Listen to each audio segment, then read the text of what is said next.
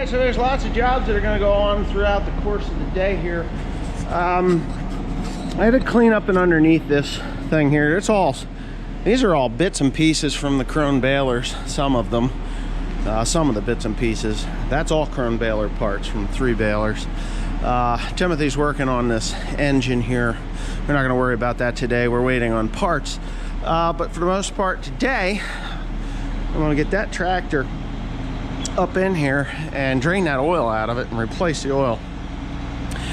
I'm letting her warm up because I pulled the dipstick on that, and it's been a little while since I changed the oil in it, and it's time to do that. The problem is I don't have new filters. All right, so I've already loosened up the cap. I'm going to go ahead and dump that thing. I do not have this filter arrangement at home here. I have to go tomorrow to get that. What are they saying? That nobody's ever quick enough to take a drain plug out without getting oil on their hands? Well, I guess I got oil on my hands, but I really wasn't being that quick. So these are diesels. I'm sure there's a lot of people that are going to say, oh my God, that oil's so black. Why'd you wait so long? Well, 2 seconds after you start a diesel up, they turn black. At least these old diesels. My worry about this is, well, there's nothing on the magnet. And let me explain this to you. The magnet, right? I get out from under there while that's dumping. I think it's about 9 gallons of engine oil in there. So what I'll do, I'm gonna set you here and I'll explain to you the magnet if you don't know. And I think it's an awesome idea. When I work on an older tractor, pickup truck, not pickup truck, tractor, farm tractor, they don't have magnets in the transmissions or anything. So I dump a cow magnet in the transmission to collect any of the metal that's attached. You put it in a spot that it's not going to be interfered with any place, usually in a corner of the casting, and life is good. But Mack has done this for several generations now, and on the center of the drain plug right there is a magnet. And if you start seeing crap built up on that thing, like fur, then you know you got some problems. You don't want fur on your magnet. And the same thing in transmissions. It's kind of, oh, come on thing. It's kind of common that you'll have, holy shit, that's gonna be full. It's kind of common that you'll have metal shavings on a transmission case in a heavy tractor, unless it's a hydro. Then you don't get nothing. If you have a hydro or a vario or infinitely variable transmission, for the most part you don't get any metal shavings. You will, I mean, tiny little bits from the rear end, just tiny little bit. The old synchronized transmissions, you get metal shavings from grinding your gears and things like that. Power quads, auto quads, all that stuff. Power shifts, you start getting metal shavings in a power shift transmission, you're going to have problems. Is that clean? Yeah. Okay, so put engine oil in. It's going to take about, I think it takes about 9 gallons in this thing. It takes quite a bit. We're going to let that thing drain for a while, and before I put that cap in there. So happy to say nothing alarming on the magnet that's in the bottom of this engine. If you do get metal in that, it's cam, it's lifters, it's rocker arms, it's all kinds of things that you don't want to have happen. These engines have roller rockers in them, or they do have roller rockers, but they have roller lifters in them, hydraulic roller lifters. These are kind of known for dropping lifters. They are known for breaking off the little roller on the bottom of them, and then you gotta pretty much change a cam, which is $4 grand, $5 grand now. And if you're lucky, it doesn't destroy the block, because a lot of times that'll come around, it wipes the cam. So when you take the cam out, you can replace the roller lifters. It's just cheaper and easier to not beat the shit out of your truck, change the oil more often than not, stuff like that. So yeah, I don't have any of that crap, so we're good. I'll put new oil in it and get it out of it. Okay, so I just got out from underneath this Mack truck. That's the old oil. I'm gonna pull it out this way. Timothy's gonna have to help me, and we'll pour it into the receptacle for the waste oil burner that's up there. I just got done greasing the fifth wheel. There are grease zerks here and here on both sides because there is a steel bushing there, and if you don't grease those, they get dry and it wears out the fifth wheel. Fifth wheel weld job is holding up just fine. Did a complete grease job on the slack adjusters. I'm thinking that slack adjuster there is weak and needs to be replaced. Greased everything under here, the drive lines, all that had to be done. My next job, like right now, is to replace this stabilizer bar. Grease the drive line, obviously change the oil. Timothy is fixing the bumper here. This bumper is just like a floppy cock. It's got to be repaired. What are you doing with that? Don't heat the chrome, it'll take the chrome off. Why don't you just cut it off with the cutter? Or do you? I can't find the right carriage bolt. All right, well then don't cut it off. Get a pair of vice grips on that thing. I tried that already, it slipped right off. That's a grade, I think that's a grade 5 carriage bolt. So what are you gonna do? Cook it, put the vice grips on it and see if it comes off. Okay, that's a good idea. Grease the front end, the tie rods. I had, the drag link was replaced. The ends on the drag link, no, the drag link was replaced not long ago.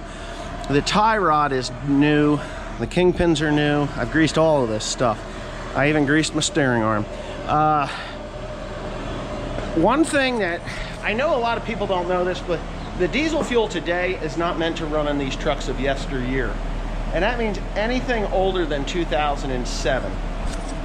The problem with that is that the injectors are not going to last in these trucks because of the dry fuel. They took the sulfur out of it. When you take the sulfur out of it, its lubricity goes all to shit. And they've been slowly doing that, and now it's like there's zero sulfur in this diesel fuel, and now it is not lubricating the injector. So if you didn't know, you can put oil into the diesel fuel to make these engines bring the lubricity of the diesel fuel up. Howes is a good one, H-O-W-S, I think, Howes. That's a good product to put in there, but it's very expensive. But what you can do, if these tanks, this is a 100-gallon tank, 100 US gallons, 380 liters if you're from Canada, UK, or wherever else. You can put a quart of 2-stroke engine oil per 100 gallons in that fuel to bring the lubricity up and actually make your engine run stronger and longer. It will lubricate the valves, and the valve seats, they need a little bit of lubrication because those valves do turn a little bit. And it will lubricate your injectors and the upper cylinder better than straight diesel fuel. So I do that. This truck will run rougher than a bear's ass. Oh, you got it, good. Excellent. It probably had Loctite on it. Put a new nut on it and crank the bitch down tight. Put a couple washers underneath it, that's all. Okay, that's fine. So anyway, this has a leak in it. This is a Stirling tank because it's a Stirling tank. What happens with these types of tanks is these get nicked up. The neck gets nicked up from the nozzle, the fuel nozzle, and you can see from putting the fuel nozzle in, it will nick it up, and then it will cause any diesel fuel to slop, and that's what comes out of there. Can't get the gasket for it for some reason. So what I'm going to do is I'm actually going to take some emery cloth and clean that up and get the nicks out of it, and then it'll stop leaking again. But yes, put 2-stroke engine oil. I know there's a lot of guys who are going to say, oh, just put HEF in there. Automatic transmission fluid is designed to not burn. Not burn. It is for your transmission. It is not for burning in your engine. It will create a whole new set of problems that you don't really want. Maybe in the older years of cars, yes, or trucks, yes, diesel engines, yes, you could use it. 2-stroke engine oil is designed to burn. You can use regular 1540 or 1030. You can go down to Walmart and buy recycled oil and put that in there. It's cheap and it works, and it will lubricate your injector. So tip of the day, if you didn't believe me, try it. You'll be amazed. So I got done with the truck and I decided to come out and do some ripping on that field that Timothy had run the disc over. at that high speed that gets everybody all fired up. And there are some wet areas in this field. Of course, it's a little slimy on top because we did have some rain last night, but I'm not going to complain too much about it. But there's areas of this field that, and I'm discovering in these areas in these fields, that where the compaction is the worst is where the corn went over. And there's some wet spots in here that you can barely go through with a disc harrow, and I'm able to go through it with this ripper here, and it is lifting the soil like you wouldn't believe. I mean, I'm gonna, if I didn't have my hands on this control here, I would show you what it's doing. So what I think it has done is basically its compaction is really, really deep. This corner, and I'm fighting it right now, this corner is really compacted because it's a wet spot, but there's no spring, right? There's no physical spring, but what's happening, if you could see it, is it's actually bringing up a Belgian block-sized chunk of soil and shearing it off and breaking it, and then dropping it as it gets through this machine. So anyway, there we go. Yeah. So all these wet spots that I've encountered, now this farm, I've never ripped this farm with anything per se like this. We did it with a single shank years ago in select areas to get drainage going, and it did work. This field is tiled, and when I say this field is tiled, it was tiled when I was a young boy, about the size of William, and of course that stuff is probably all silted in now anyway. You can feel it in the tractor that she's shimmying a little bit. These are the end rows, or headlands as they call them, but I call them end rows. And they're just, there's compaction here. There's two wet spots out here at these end rows, and I'm about to get into them now, right down here. I'm in one right now, and it is lifting and dropping, just basically lifting up, shearing off, and dropping. I'm rather impressed with what's going on behind me right now. I'm learning a lot about my soil as we go through this process, and I'm learning a lot about soil health more than the fertilizer plants would ever want me to know. And I think we're going to have a different approach to how we go about growing corn this coming year.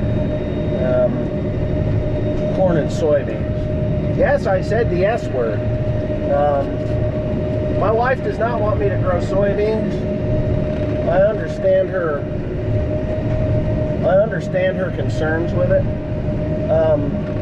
What I don't agree with, and the simple fact is, I've done this before. I've grown beans before, and I'm looking back in my memory files, and I'm thinking to myself, when was it that you grew the best soybeans, and what were those soybeans average yields, and how did they go? And I can honestly tell you that my soybean yields were the best before no-till, okay? Prior to no-till farming. I did grow good soybeans at times with no-till farming practices, but prior to no-till, it was we worked the soil pretty good too. I mean, it wasn't like it was we chisel plowed and disked with the disc harrow all the time, always. As far as fertilizer was concerned, we generally didn't put fertilizer on soybeans until later years when it was a, hold on a second here, my wife is calling. Okay, so I'm back now. I guess I'm just going to make this a talking video. If you're interested, stick around. If not, you can go watch Millennial Farmer Walker Farms or somebody else. So, I've been told for years that we've been living on, you know, the soil that I live on, and it is marginal soil. It's shallow. There's nothing under there. There's rocks, you know, and I live on a shale pit. But it doesn't mean that the soil doesn't have potential. And we've always done, I shouldn't say we've always done pretty well. This soil is not forgiving. It takes a lot of maintenance to make this soil what it needs to be. You know, to grow a crop that's competitive with, say, quote unquote better soils. Now I know there's a lot to soil health that a lot of people won't ever admit to that sell commercial fertilizer. But I can tell you that I know a guy that used to sell commercial fertilizer. Then he left the commercial fertilizer field and went into organic fertilizers. Not on purpose and not for the sole purpose of selling organic fertilizer. And this little boy went to sleep. But he sold organic fertilizers to us rather reasonably. And I was quite impressed with the results of that. The thing is that he learned a lot, and he watches my videos. So Joe, if you're watching this, I've learned a lot from you over the years, whether you think I did or not. There's one thing that the commercial fertilizer guys don't want you to do, and that is to get off or cut back on commercial fertilizers. Now, commercial fertilizers have their place. You still need NP and K no matter what you do. But it's in how you maintain your soil as to the amount of that you will need and other things. Like, I've been using compost on this farm for the last 3 years. Those 3 years. 1, 2, 3. Yeah, 3 years of compost. So I've had 3 years of compost here. And what is it that this thing does not seem like it wants to move? Well, this is one of those wet spots. You won't believe what it looks like back there. I guess I could show you, but I'll show you another time. There's a big old chunk. As we get away from organics, cow manure, pig manure, poultry litter, and things like that, in really fertile soil where there's a lot of organic matter that can be utilized by the plants. And I will tell you this: the worst thing you can do to your soil is inject anhydrous ammonia into the soil and expect the organic activity or the organics to break down in a timely fashion, or even have earthworm activity or microbial activity. The second worst thing you can do for your soil is use a nitrogen stabilizer. And I got a phone call coming after.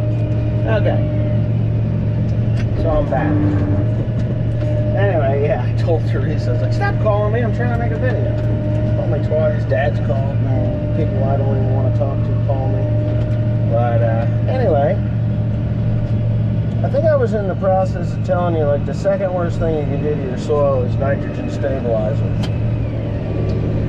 You're probably about ready to turn this video off, thinking that I don't know what the hell I'm talking about. So anytime you can stabilize nitrogen is a good thing, and that can't be terrible, is it? Because you're conserving your nitrogen. Well, that's true. You are conserving your nitrogen, but what you're doing is killing the microbes in your soil. Yes, the microbes. Microbial activity is key, and you have two types of activity in your soil. Microbial, well, there's more than two types, but you got microbial activity, and beneficial fungal activity. Beneficial fungal activity is important if you're growing soybeans, because it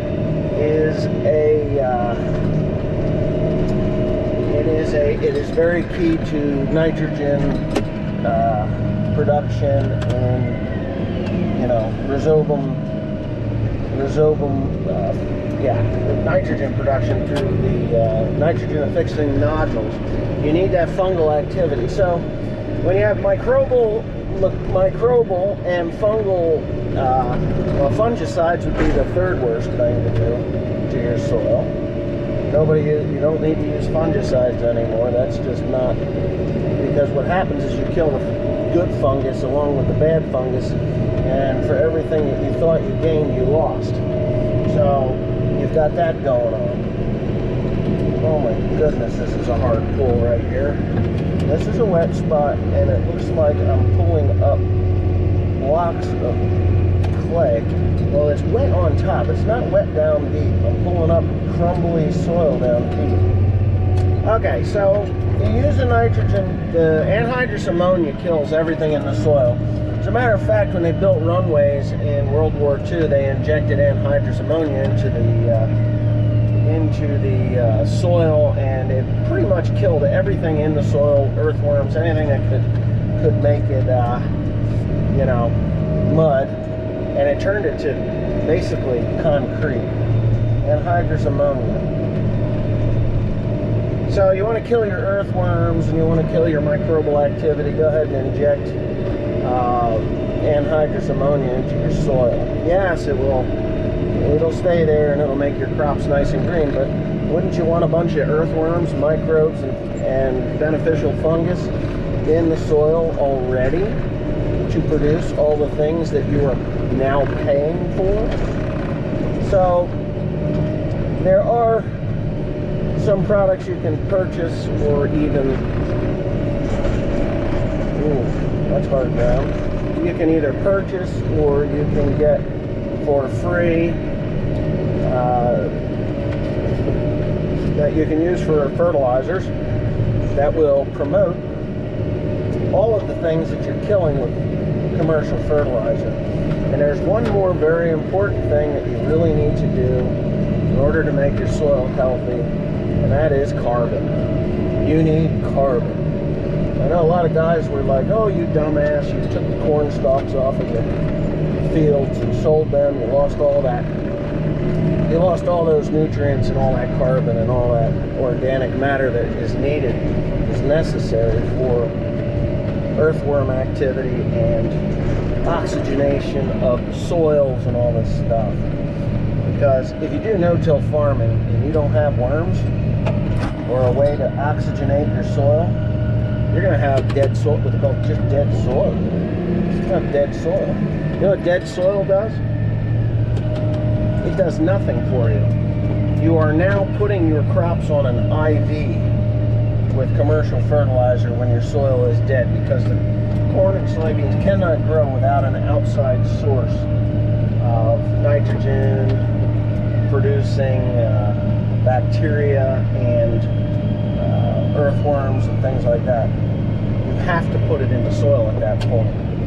Now, I'm not saying get off of the commercial fertilizer. I'm just saying have a healthy balance of organics, whether it's a compost material or a manure regimen.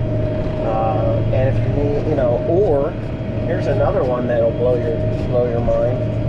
Non-harvestable crops such as a cover crop, tillage radish, rye,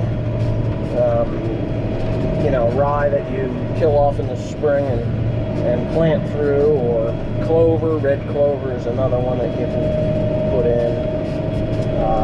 Yeah, you can do all those things.